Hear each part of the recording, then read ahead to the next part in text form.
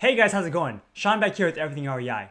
Last week, I made a reaction video to Twitter's announcement that all their employees can work from home permanently, and how that would affect real estate prices here in the Bay Area. Well, recently, CNBC interviewed an angel investor and basically asked him the same questions, and got his reaction on how the new policies of these big tech companies would affect the real estate here in the Bay Area as well. So in this video, I wanted to watch this video with you guys and give my reactions to his feedback and see if I agree or disagree with him. Now, of course, this guy is a true angel investor. He invests in hundreds of different small startup companies and probably has multiple millions of dollars in his net worth. And his opinion is probably more valid than mine. But it's still always good to listen to the experts and see what they have to say and compare your judgments with theirs. So without further ado, let's hop on in.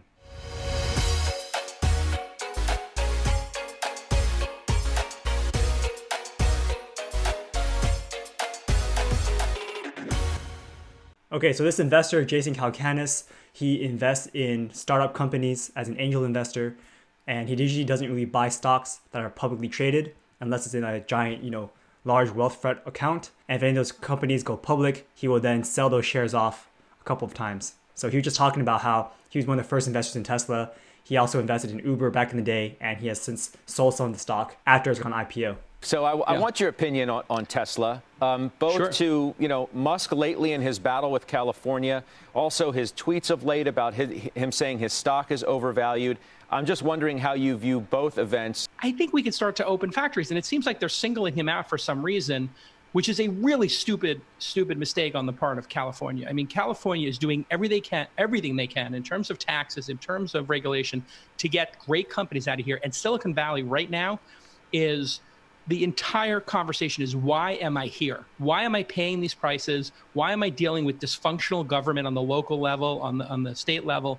And people are looking at Texas, Nevada, and Florida, and Tokyo. I mean, people want out of this town. Okay, so that was very interesting. He was saying how companies are trying their best to move to Texas, Florida, and Washington, or wherever. Like, they're trying to get out of California because California has some crazy high taxes, and they're also not very supportive to the businesses, right? Like Elon Musk, he creates a lot of jobs.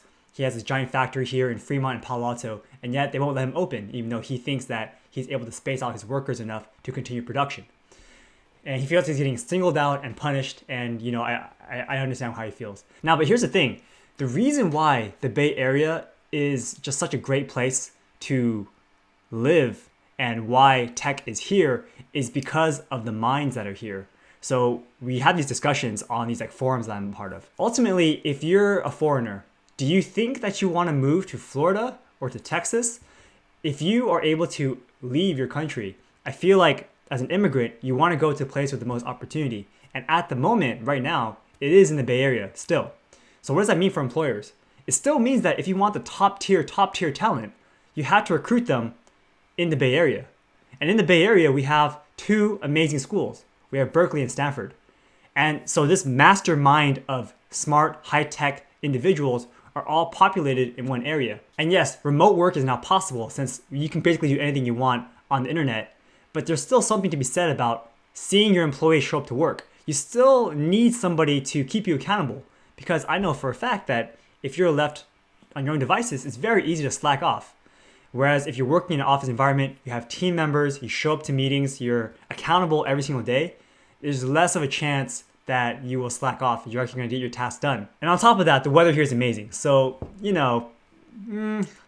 yes, it is cheaper, more affordable to go live in Florida and Texas, but standard of living over there is worse. Like, you have to have an air conditioning unit in Texas and Florida. Whereas here in the Bay Area, I think a fan is just okay.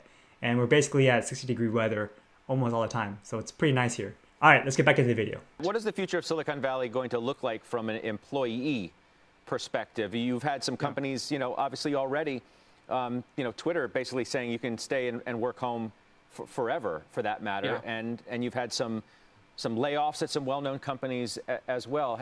Is the Valley going to be changed forever? It's going to go through the boom-bust cycle that it did after the dot-com boom, is my prediction, but maybe a little more muted. We have a housing crisis here because the local government is so dysfunctional, they can't build units. So because of that incompetence and the incompetence of high tax, it's probably going to stay the same in terms of occupancy, because you do still have all the amazing venture capital there and so much talent.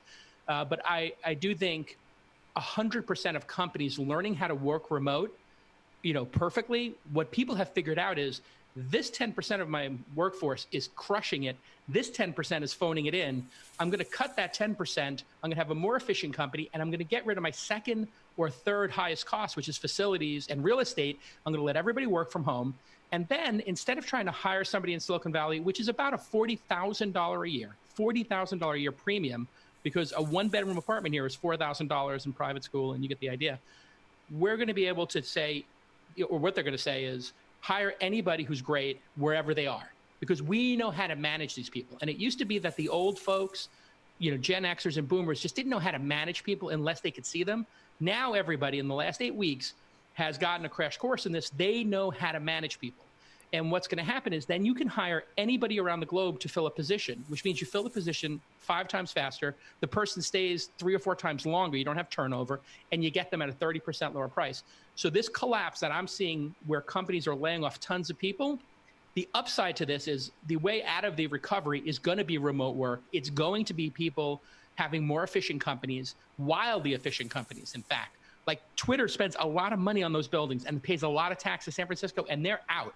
And San Francisco is going to get demolished. The tax basis is going to get crushed, and the commercial real estate is going to collapse. It's interesting. And I'm seeing this every day in my portfolio of 250 companies I've invested in the last decade. It's interesting in what you say about sort of talent.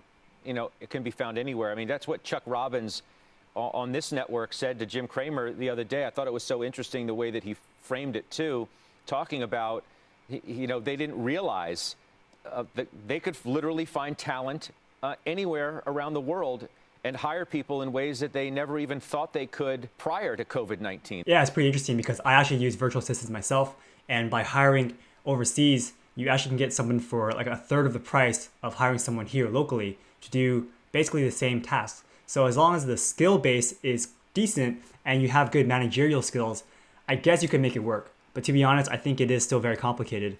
But he does have a point where renting real estate, especially commercial spaces, just to have people sit there in an office is very, very expensive. Right now, commercial real estate doesn't seem very good. Same thing with retail, simply because of this whole COVID-19 situation. No restaurants can open. And of course, we have this whole split roll tax thing that's going to be on the ballot in November. So retail is going to get punished very, very hard. I think there's an opportunity for commercial real estate. If someone out there is smart enough, please leave a comment down below and let me know what do you think the future of commercial real estate looks like? Because right now it seems like office spaces are going to be kind of pushed out. I know that people are always going to need warehouses, just like humans need a house to live in, stuff needs a place to sit in. So there's always going to be need for warehouse space. Maybe commercial real estate just starts to become like data centers, just like what they have in the Midwest. Basically places where you have just giant computers doing stuff for you, giant servers and whatnot. And maybe WeWork's model of the whole shared space concept is actually going to be more interesting because maybe you don't necessarily need to have a desk per person every single day. Maybe you only need this office space once or twice a week. In that case, you could just rent out, this office space on a monthly basis and just have 1 or 2 tables and then bring your whole team in. It is interesting food for thought, but based on what he's saying, it seems like the housing is still going to be relatively safe. So let's keep watching and see what he says. The future of work literally is changing, if not overnight, in a matter of months. It's completely revolutionized, the game. And there were people who were telling us this. There were small companies like WordPress or InVision who had gone 100% remote, and they kept telling everybody, this is the greatest thing ever. But, people, paradigms, don't change. People have to from the last paradigm, have to either get dragged kicking and screaming in a crisis or they have to die. That's the way the paradigm shift changes. Well, here we have a crisis that's forcing that paradigm shift. And a lot of the top talent now realizes this. And they're saying, why would I be in a high tax state? Why would I pay that amount to not own a home and own a tiny little apartment? I'm going to Austin. I'm going to Miami. I'm going to Kyoto. And Japan and Texas and Miami are becoming the top destinations. Nashville.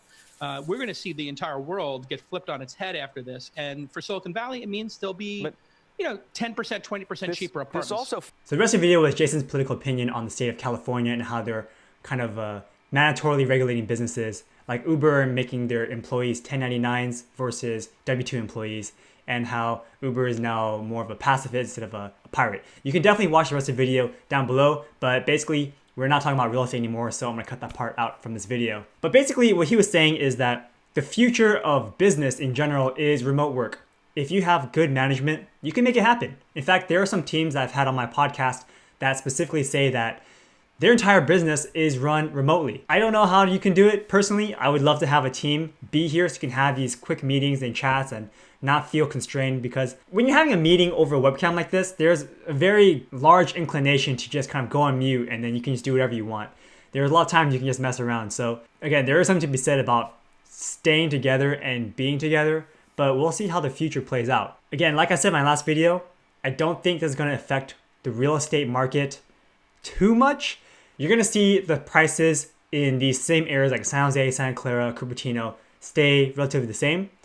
The higher price areas might go down a little bit, and then the surrounding areas that were really low will actually rise too. Because imagine if you normally had a 2-hour commute one way, you probably wouldn't want to live in this specific area, even if it is less than half the price of living close to work. But if you only have to go in the office once or twice a week, or if you have a self-driving car, then does it really matter? Like if I was able to go to work once a week, and yes, it's a 2 or 3 hour commute, I don't think I would mind living all the way in, let's say, Fresno or Tracy. Now, of course, I wouldn't live there because right now those cities aren't really well developed and it is hotter over there. I do like the climate here in the South Bay. But maybe Gilroy or Morgan Hill, somewhere that's further away but costs a lot less, sure, totally viable. Even if my work was all the way in Oakland. If I only have to go to the office once a week, I wouldn't mind getting a job in Oakland.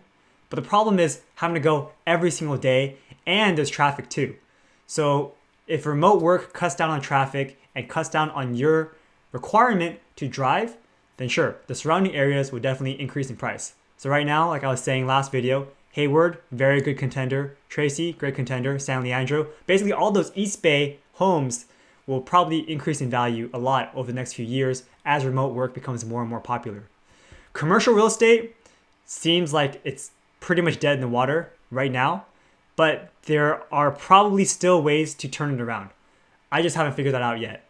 But just like how retail in the past had some issues, like some of the big box retailers went out of business, well, they got replaced with other businesses. And so we're going to see something very similar with commercial real estate. In fact, in the past few years, multifamily real estate was so popular that it actually increased the prices and lowered the cap values. So basically you're getting less return for the same amount of risk. And right now, everyone's sleeping on commercial real estate. Everyone's sleeping on retail. But maybe there is a gem to be found in these specific asset classes. Let me know your guys' thoughts. How can we salvage commercial real estate and retail real estate? And do you think the San Francisco real estate market will crash because of all these companies leaving the Bay Area? Let me know your thoughts down in the comments below. And if you guys enjoyed this video, please smash that like button and subscribe to the channel to see more videos just like this one. Thanks again for watching, guys. I'll see you next time. Take care.